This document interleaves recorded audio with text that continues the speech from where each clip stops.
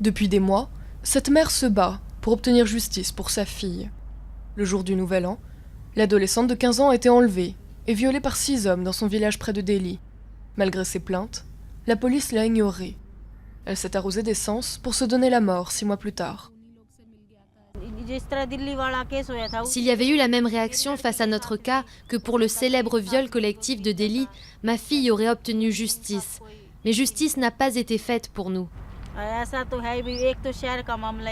Une agression s'est produite en ville, l'autre dans un village. Il y a une différence, mais une fille est une fille, qu'elle soit de la ville ou de la campagne, et toutes devraient obtenir justice. Son agression a eu lieu seulement 2 semaines après le viol collectif et la mort d'une étudiante dans un bus de la capitale indienne. Un événement qui avait déclenché un mouvement d'indignation et de colère dans tout le pays et conduit à un durcissement de la législation contre les violences sexuelles.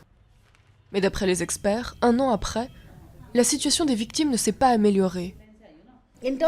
Pour les autres cas, il n'y a pas une réponse suffisante de la part de la justice ou du personnel chargé de faire respecter la loi. Donc, les mesures restent timides.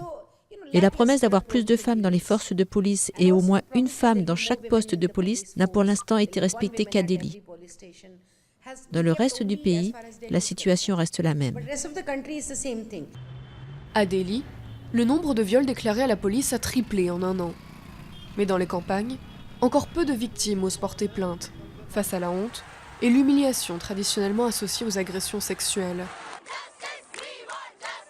Une situation qui pourrait changer avec la médiatisation d'affaires comme le viol collectif d'une photojournaliste à Bombay en août.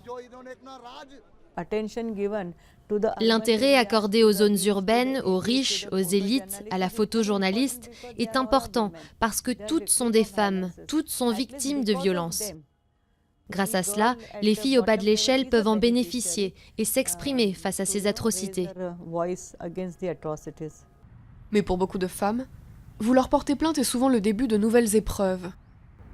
Cette mère est déterminée à obtenir la condamnation des agresseurs de sa fille.